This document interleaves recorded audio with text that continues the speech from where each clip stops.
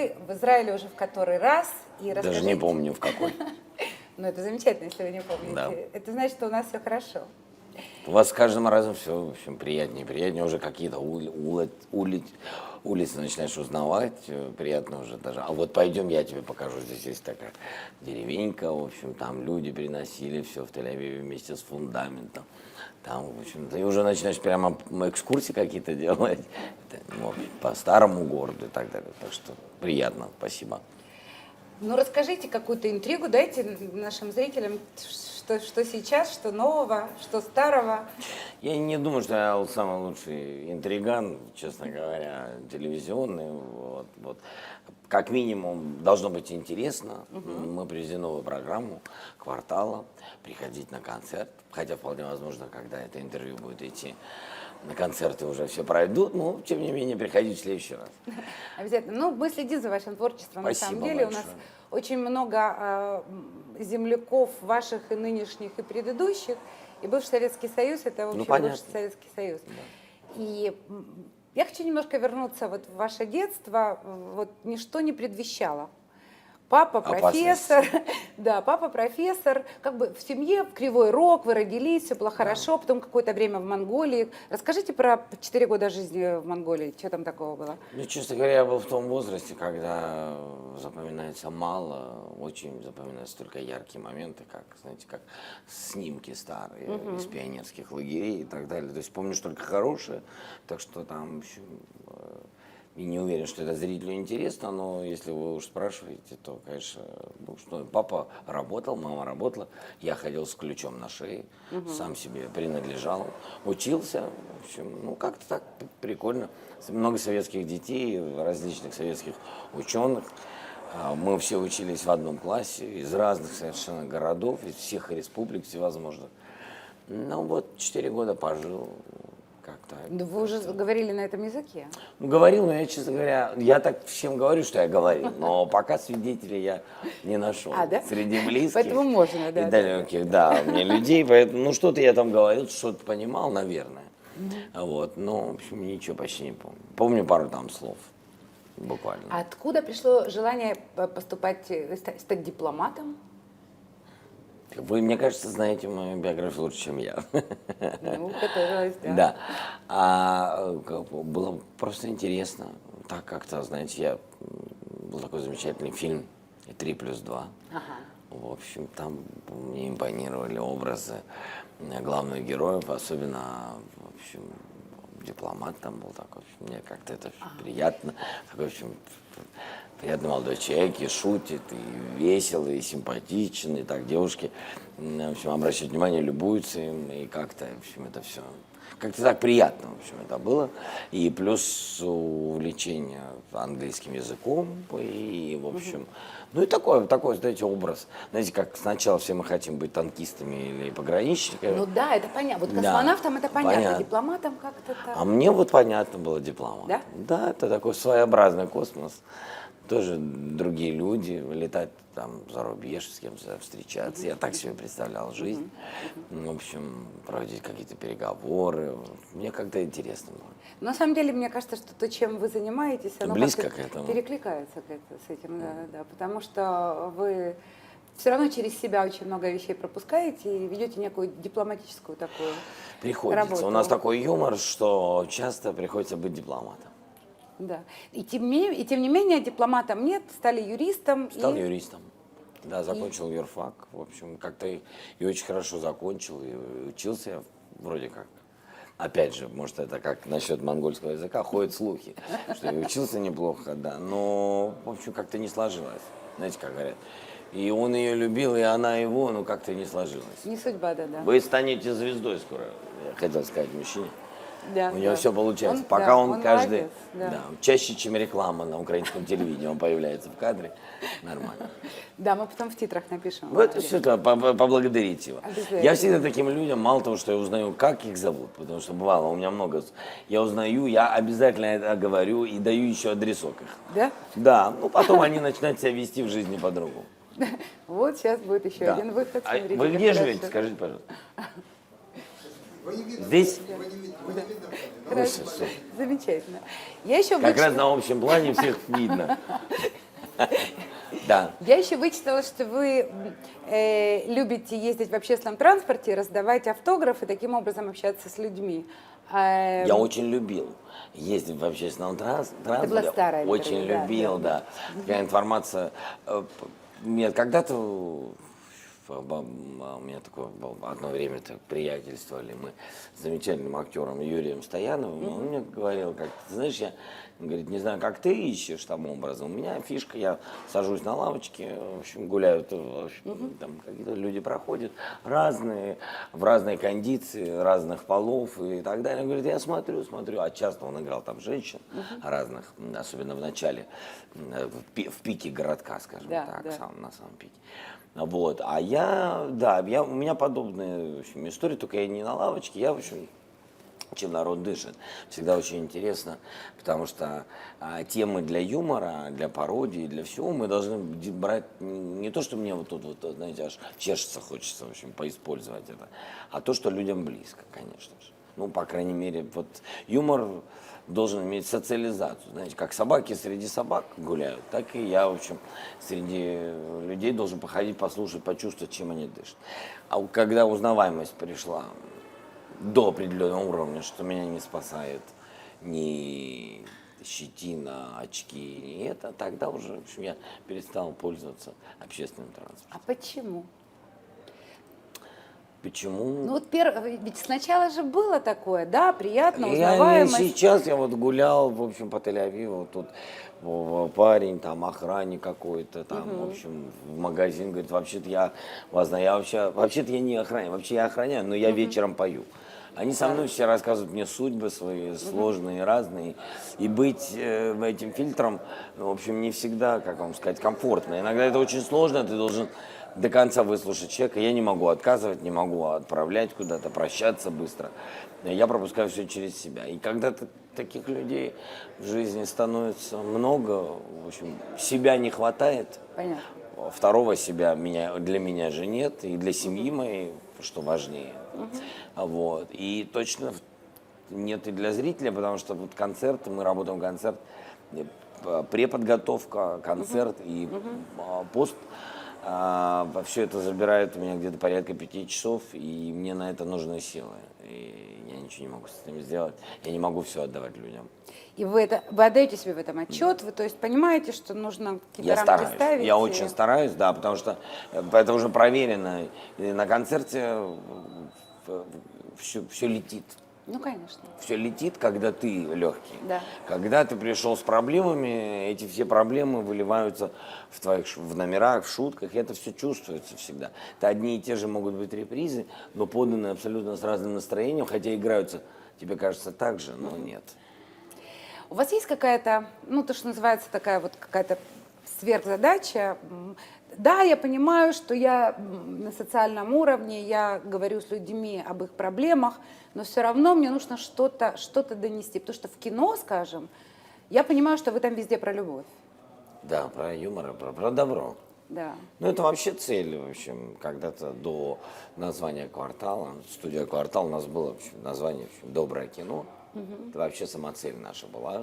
Мы хотим именно жить и появляться на экране, в общем, с хэппи-эндом, да, то есть я и жизнь свою так вижу с хэппи-эндом. В общем, он конец будет, но он счастливый должен быть, да, вот, точно так же и здесь, и я поэтому, на меня очень часто обижаются различные там известные режиссеры, критики, когда я говорю, что я не воспринимаю артхаус, просто не воспринимаю это, потому что для меня кино это, в общем, как вам сказать, кино, сериалы и все, что мы делаем, ты это несешь, и люди это все это принимают, и они с этим живут.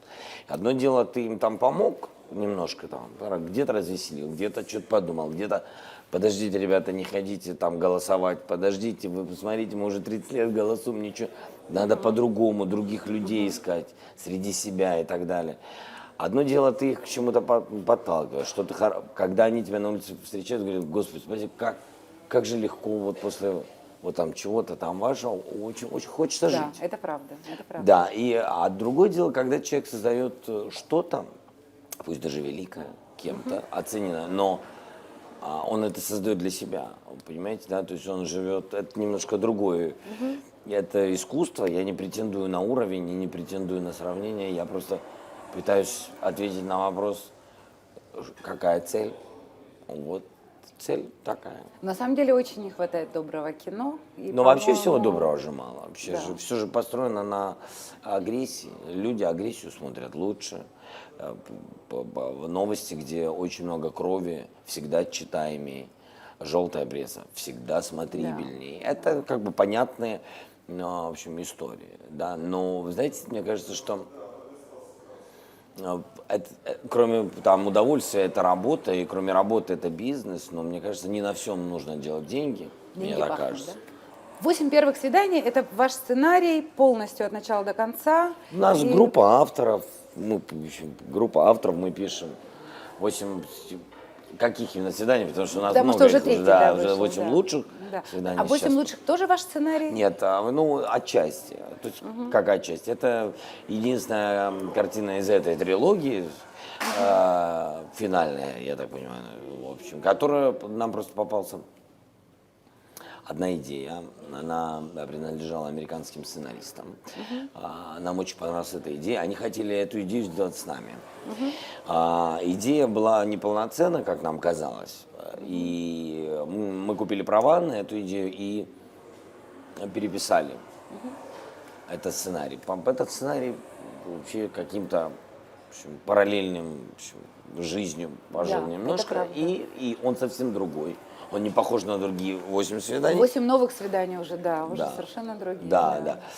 Вот, поэтому мы там, в общем, адаптировали это кино, переписали. Ну, фактически все равно на 90% мы переписали этот сценарий. Ну, получилось. Откуда у вас? Ведь вы же не учились этому, ни сценарному мастерству, ни режиссуре. Но я знаю, что там был какой-то студенческий театр. Ну, было там. Но В жизни все. КВН что? Откуда? Да, очень много, конечно же, очень много давал КВН. КВН давал большую школу для актеров, авторов и режиссеров. По сути, постановщиков, да, те, которые ставили выступления. Вот. Поэтому те, кто в КВН, в общем, у кого в КВН получилось, в общем, в той или иной из этих 3 профессий, 3 направлений, они этим жили и зарабатывали. Я много лет отдал этому, да, порядка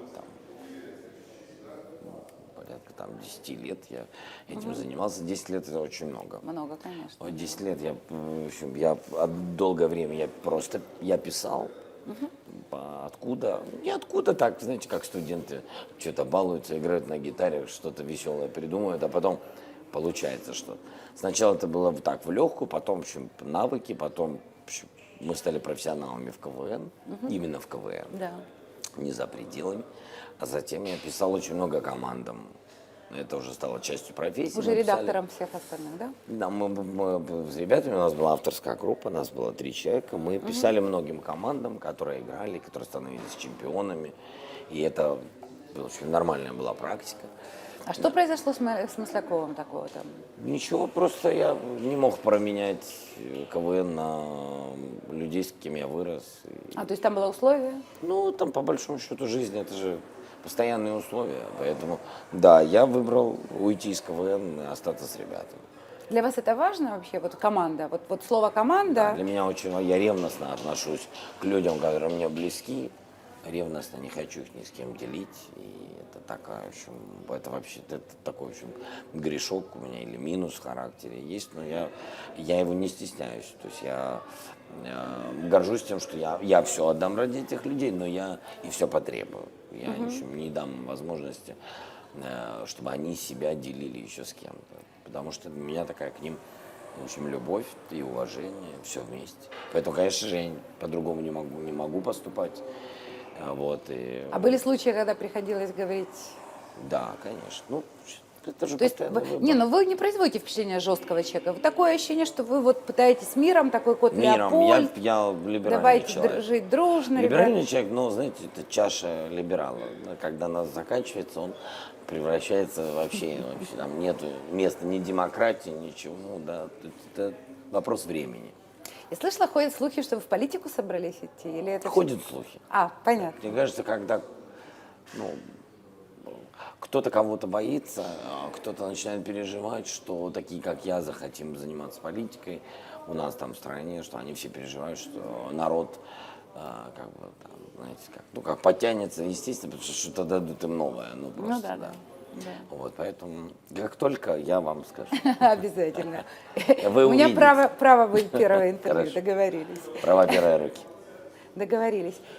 И поскольку времени у нас очень мало, очень хочется еще про вашу семью и ваших детей, и сколько у вас Всего. времени. Всех. Нет, детей у вас двое, это я знаю, Да. дочечка и сыночек, Да. я все знаю. Да. Но у вас же очень мало времени на них, потому что и сценарии, и гастроли, и Да. репетиции. Ну, гастроли уже, я не знаю, это к счастью или нет, но гастроли это такой, знаете, вид отдыха. Да? Да, для меня в жизни стал. Да, конечно же, на концерте я устаю. Вот, но, в общем, для меня это большой кайф, потому что вся моя работа, я сижу с бумагами, мы все время что-то пишем, редактируем, и ты все время за письменным столом с утра до ночи, без суббот, хотя у вас шаббат, вот вам вот эта вот фишка мне нравится, что не надо работать, конечно. Но вообще мы работаем в субботу и воскресенье, ну, у нас там ключевые люди в квартале. И в общем, приходится писать, и времени совсем мало, конечно же, на детей. Так что гастроли, в общем, я, конечно же, поехал в гастроли с женой и с дочкой. Молодцы. Самый маленького не смог я взять. В общем, да, пока. Хотя мы, в общем, отдыхаем. Я пытаюсь везде ездить с детьми, Молодец. с женой, Класс. потому что нету времени ни на что. Ну и потом жене спокойнее, с поклонницами там. Да, всё. ну она в этом смысле, мне кажется, она доверяет. Или делает вид, или хорошо делает вид, умеет, да. Мало времени. Я вожу каждый день дочь в школу. Вот, допустим, я себе выбрал в какой-то момент, когда потерял. Я не растил дочь, потому что я все время был в работе, она выросла вот, вместе с женой, с бабушками и так далее. И это всегда чувствуется, что и мне очень хочется, хотя у нас с ней замечательные отношения, нет там провала какого-то, но мне очень хочется, в общем, сегодня не терять эти дни, поэтому мы с ней каждое утро я вожу ее в школу, в общем, так, хоть вот эти 40 минут там, Ну, класс. все расстояние преодолеваем. Что-то обсуждаем, что может мужчина обсуждать с дочкой, хотя оно в том возрасте, когда ей больше хочется, конечно же, обсуждения, мне кажется, с мамой. Почему? Мне кажется, что наоборот так. Ну, есть какие-то, знаете, женские штучки, мне кажется, когда тебе 12. Тем не менее, и тем ты не же менее, уже тем не мальчик, менее, ты я, же уже да. сколько ей, 13 лет? Нет, ей 12 будет, Ну, 11 лет, да, 11,5. Ну, в общем, да, в Уже ж любом случае, такая, мне да. интересно. А вы как ревнивый человек уже готовите себя быть ревнивым папой? Пусть они Да. готовятся. Я к этому готов с рождения ко всему. Мне хочется понять, вот, ну там про еврейскую кровь говорить не будем, потому что ну, Пожалуйста. мы в Израиле. Этого я не стесняюсь. Я знаю, что вы этого не стесняетесь. И в Киеве Но вот я эти этого вот, не стесняюсь. я знаю, Да. и во всей ситуации, которая сейчас происходит, тем более. Да. Вот это ощущение, что нужно, несмотря ни на что, вот вам это прививали в детстве? Да, конечно. Вот быть отличником среди Не отличников? отличник, ты должен быть не отличник. Вот когда ты будешь лучше всех, тогда ты будешь среди лучших. Это примерно такая ситуация. То есть ты должен лучше всех быть, тогда среди лучших тебе найдут место, наверное. И это, наверное, сегодня этого нет. Я, конечно, безумно счастлив, что мы живем. И благодаря Израилю, в частности, мой отец всегда об этом говорил, что уровень страны, люди показали, какую они сделали страну, и это очень сильно поменяло отношение, в принципе, к национальности, к евреям, очень сильно. Вот, потому что он меня как-то так, меня воспитывали все время бойко, что я должен вообще все знать лучше всех. Но это невозможно, конечно же, но, в общем, родители требуют. Но этот шлейф вы Он несете, есть, это ощущение. да, этот и крест сейчас. есть, мы его несем. И я, конечно же, какие-то моменты останавливаю себя, когда пытаюсь то же самое донести своей дочери. И потом понимаю, что нет, не надо, Вова, все время ушло, этого сейчас нету вообще. Ну, меня все время тянет. В общем, сказать, ну нет, ну что, ну как, ты что, да нет, ты что, ты посчитала правильно, но долго. Ты должна была это сделать быстрее. Хотя, в принципе, конечно же, я понимаю, что это наши, в общем, такие старые ранки, даже не раны, так. А вы верите в чудеса?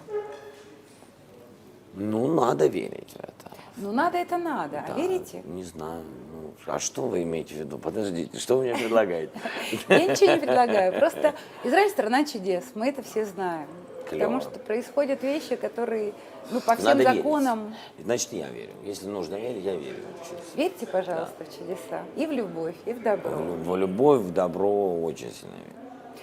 И будьте, пожалуйста, здоровы, не смею вас больше отвлекать, потому что знаю, что вам нужно бежать Да. на концерт. Да, у нас, к сожалению, я бы с удовольствием еще пообщался. Но я забила, в следующий ваш приезд обязательно. Да, если раньше я вам не дам информацию, что я собираюсь куда-то идти в политику, нам нужно с вами пообщаться. Договорились. Хорошо. Да, Спасибо большое, удачи. Спасибо.